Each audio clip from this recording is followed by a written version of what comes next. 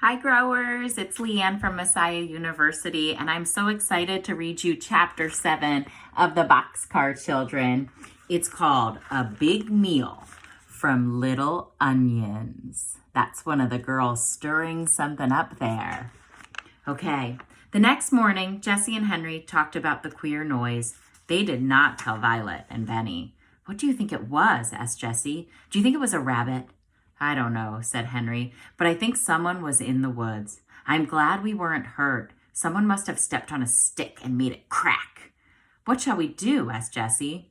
"Nothing," said Henry. "Watch is a good watchdog. He loves us now, and if anyone tried to hurt us, Watch would take care of us. He would do more than growl. But after this, we must not let Benny go into the woods alone."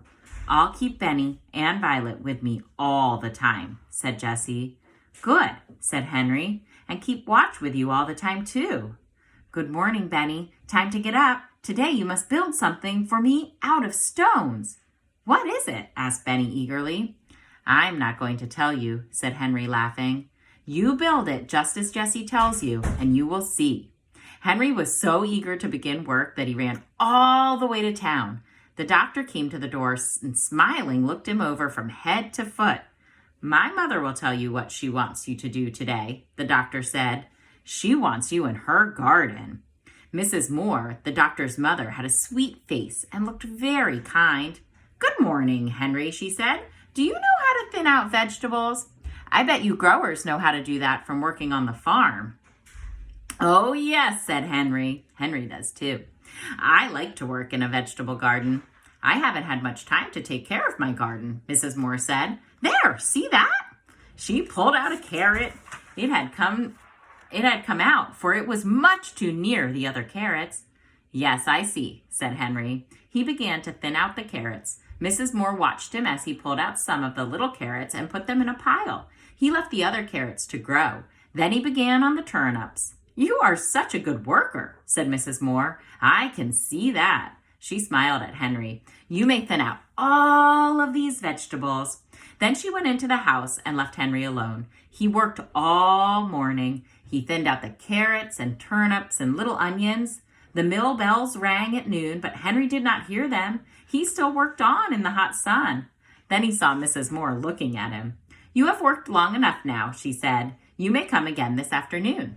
"What shall I do with the vegetables I pulled up?" Henry asked. "Oh, I don't want them," said Mrs. Moore. "Just leave them in a pile." "Do you mind if I take them?" asked Henry. Here's a picture of some of those vegetables. "No, indeed. Do you have chickens?" Then, without waiting for an answer, she went right on. "You have done good work. Here is $1. Henry said, "Thank you," and was glad he did not have to answer about the chickens. When Mrs. Moore went into the house, he took some of the little carrots and turnips and onions. If he had looked up, he would have seen Mrs. Moore in the window watching him. But he did not look up. He was too eager to get to the store and order some meat. When he arrived at the boxcar, Benny told him, "The building is done. I helped with it." The building was a fireplace made of flat stones. "Benny did a lot of the work," said Jessie. "He carried stones and found wood for the fire." The fireplace was a very good one. The children and Watch had made a hole at the foot of a big rock between two trees. Flat stones were laid on the floor of this hole and around the sides. More big stones were put up to keep out the wind. Jessie had found a heavy wire in the dump and had put the big kettle on it and tied the ends of the wire to two trees. The kettle hung over the fireplace and the fire was laid. Besides the fireplace was a big wood pile. "Fine, fine," cried Henry. "You have done well. Now see what I have." The girls were delighted with the meat and the vegetables.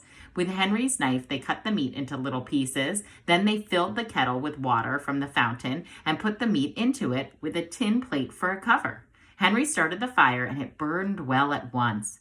Jessie cut the tops off the vegetables, washed them in the brook. "I'll put them in after the meat has cooked a while," she said. Soon the water began to boil and the stew began to smell so good. Watch sat down and looked at it. He sniffed hungrily at it and barked and barked. The children sat around the fireplace eating bread and milk. Now and then, Jessie stirred the stew with a big spoon. "It will make a good meal," said Henry. "Keep it boiling and do not leave it. When I come home tonight, I'll bring you some salt. And whatever you do, don't catch on fire. That's good advice, isn't it? Violet pointed to the pitcher and teapot that she had filled with water. That's to put on Benny or watch if he should get on fire, she said. Henry laughed and went happily on his way. He wished he could stay and smell the stew boiling, but he thought he ought to work, so he went back to Dr. Moore's house. He was very happy when Dr. Moore said, "Do you want to clean up this garage?" The garage was not in very good order. Dr. Moore laughed when he saw Henry look around for a broom. "I must go out now," said Dr. Moore. "You just clean this place up." Henry began at once. First, he opened all the boxes. On this biggest box, he painted the words TOOLS, tools, with a long-handled paintbrush and a can of paint he had found. On another box, he painted NAILS, nails. Then he picked over the things and put the tools in the toolbox and the nails in the nail box. This was fun for Henry because he liked to get things in order. Henry found a lot of nails that were bent and covered with rust. He put them in his pocket. "I'll ask the doctor for these bent nails," he said to himself. "They are no good to him, but they are fine for me. I can use every old nail I get." Then he washed the floor and washed his paintbrush. When Dr. Moore came home, he found Henry putting brushes, paint cans, and other things on the shelf. My, he cried. He looked at the garage and laughed and laughed. He laughed until his mother came out to see what he was laughing at. "Look, Mother," he said. "Look at those tools. Look at the shelf. Look at my hammers. 1, 2, 3, 4 hammers. Your hammer, my hammer, and 2 other hammers? They were all last. Henry, can you use a hammer? Look at those 4 hammers. No one needs 4 hammers." "Yes, indeed I can," cried Henry. "Take one," said Dr. Moore. "You found them all." "Okay, thank you," said Henry. He showed the doctor the bent nails and was told that he could have those too. He could hardly wait now to start home because he was so eager to show Benny and his sisters his new hammer and nails. "Tomorrow will be Sunday," said Dr. Moore. "Will you come again the next day?" "Oh, yes," replied Henry, who had lost all track of the days. "The cherries must be picked," said the doctor. He looked at Henry in a queer way. We could use any number of cherry pickers if they were all as careful as you are." "Could you?" asked Henry eagerly. "Well, I'll come." So the 3 said goodbye, and Henry started for home. He had another $1, a pocket full of old nails, a hammer, and the pile of vegetables that he had left at noon. On the way home, he bought some salt. When he arrived at the boxcar, he began to smell a delicious smell. "Onions!" he shouted, running up to the kettle. "I do like the smell of onions." "I like the turnips best," said Violet. Jessie took off the cover carefully and stirred in the salt, and Henry sniffed the brown stew. It was boiling and boiling. "A ladle of all things," cried Henry. "Where did you get it?" "I found a tin cup at the dump," said Jessie. "We used a long stick for a handle and tied it to the cup with a piece of wire. It makes a fine ladle." Oh, said Benny. "I am so hungry. I must eat my supper." The meat was well cooked and the vegetables were delicious. Violet passed her plate for more turnips. "I'd like some more onions," said Henry. All the children ate until they could eat no more. "That was the best meal I ever ate," said Jessie. "Me too," said Violet. "I have time tonight to make Benny's cart," remarked Henry. "We'll want a cart." "Will you make it with my wheels?" asked Benny. "Yes, with your wheels," answered Henry, "but you must cart stones in it when I get it done." "Yes," said Benny, "I will cart stones or rocks or anything." "Tomorrow will be Sunday and I can stay at home," Henry went on. "Do you think it's all right, Jessie, to build the dam for a swimming pool on Sunday?" "Yes, I do," said Jessie. "We are making the swimming pool so that we can keep clean."